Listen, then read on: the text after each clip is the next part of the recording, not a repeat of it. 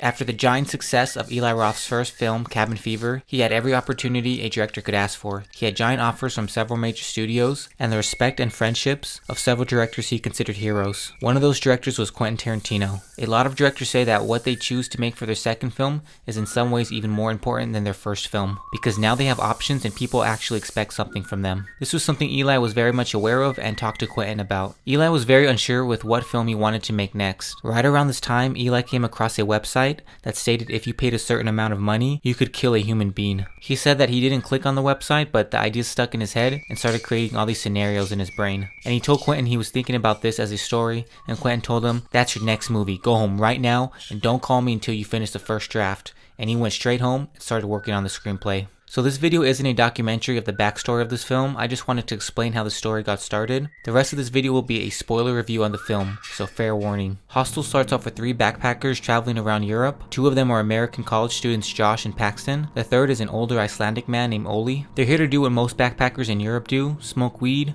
party, and have sex with as many girls as they can. And they meet this guy who tells them if they're looking for hot chicks, they need to go to Slovakia, which is right outside of Bratislava, where the girls are absolutely beautiful and will have sex with anybody with an American accent. So they take the first train out there. Some parts of the city are really ugly and scary, but other parts are beautiful and they get everything they're promised. They instantly meet beautiful girls and they take them to a club and they all have sex and it's all great. But when they wake up, Oli's just gone. Even though they've only known Oli for a few weeks, they're very concerned and they want to find him. They get a picture message from him saying he went home and they're pissed, especially Josh. He knows something is wrong and just feels off about the whole situation and blames the girls for it. He just wants to leave, but Paxton tells him we might as well fuck these girls one more time before we leave, and Josh goes along with it. And you can tell there's a bit of peer pressure to him agreeing. So the girls give him more drugs and Josh feels sick and goes back to the room and passes out. Meanwhile, Paxton passes out in the bathroom. Josh wakes up chained to a chair in this terrifying room and is being tortured to death by this man he met on the train. It's a terrifying scene. I'll never forget watching this in theaters and hearing how scared the audience was. Long story short, this hostel and the girls they slept with set them up from the beginning. Even the guy they met in Amsterdam is part of it. The hostel lures tourists through women, drugs them,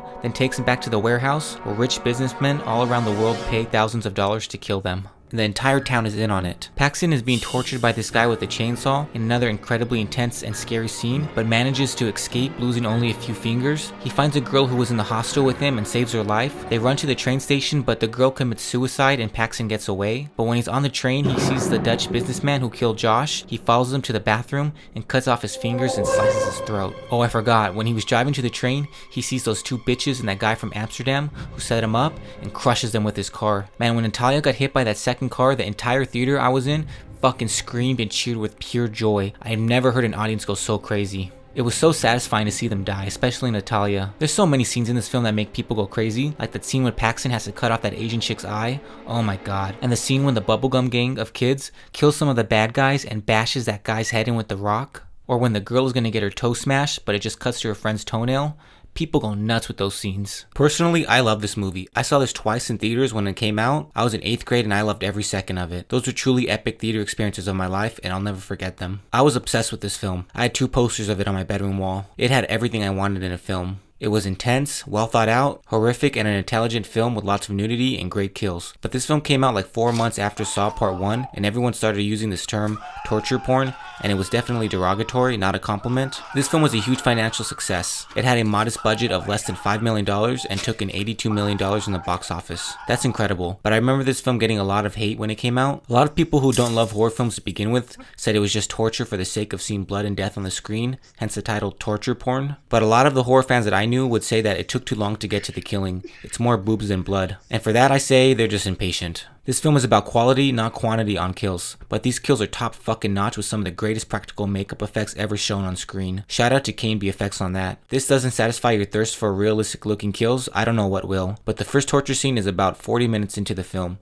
And the first half does have a lot of female nudity, which I don't know why anyone would consider that a fault, but whatever. But it's also a lot of character development. Granted, these 3 characters aren't the most likable characters in the world. To be honest, Paxton and Oli are kind of douchebags. When I was a kid, I thought Oli was incredibly funny, and some someone I would want to be around, but now I do think he's kind of annoying and unlikable. And I used to think Josh was the wuss of the group, but he's really not. He stands up for himself more than once and is ready to fight. The first 40 minutes of the film is in his shoes, from his point of view. It's his story. It's a lot like Janet Leigh's character in Alfred Hitchcock's Psycho. You're with this character for the first half of the film, then boom, they get killed and you have no idea where this film is going to take you. You don't know what to feel. Now, like it or not, you're stuck with Paxton. There is a scene where he gives a monologue of how he saw this girl drowning when he was a kid, and the point of that is to make you realize there's more to his character, and I don't mind that scene, but it does feel slightly forced, only slightly though. Like I said, Paxton is kind of your typical douchebag, but he's also kind of a typical guy of his age. He's in Europe and he wants to party. Wanting to have sex with random girls is okay, that's not evil. But Paxton and Oli have no problem paying for sex. They even double team a hooker, which is honestly kind of weird, but whatever. This is probably a big negative for most viewers because right away they don't like these characters, but it all has a purpose. And that purpose is Oli and Paxton only see women as pieces of meat. A story to tell their friends when they get back home.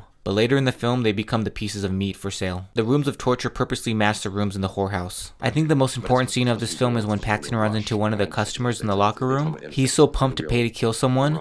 Rick Hoffman's performance is so great in this, I love it. He tells Paxton, "Pussy is pussy," but this is something you'll never forget. Paxton could have easily turned into one of these guys in a few years. Rich, spoiled people like Paxton and this man have enough money to try anything at least once, and after a while sex and drugs just aren't enough. To me, that's the scariest part of the story, because I can relate to some of this stuff. When I was a kid, I wanted to do exactly what these guys are doing, traveling around the world buying women and drugs. Even though there's only 2 in total, the torture scenes in this film are really intense and scary. Which, let's be honest, is why most people watch this film at least at first. But another incredibly scary element in this film is how these American characters are in this strange foreign country without any of their safety that they expect or are used to back home. And there's the language barrier. Plus, most countries look at Americans as the enemy. World War I was with Europe, and that's a stain forever in foreigners' thoughts. So there's tension with rich backpackers like these characters who come over how many times a year to sleep with their women and party like idiots. It took me a few viewings to see all these elements in the story. The first few viewings of this film are about the experience and the story, and all that still works for me. It really does.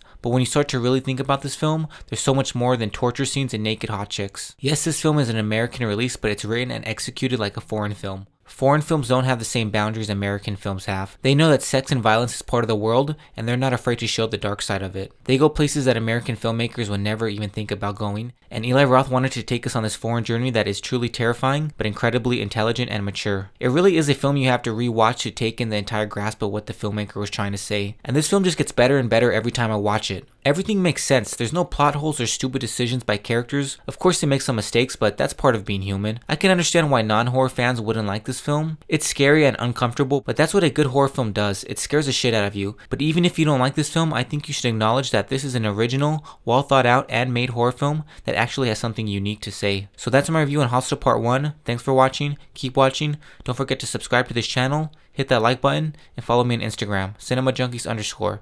Don't forget the underscore.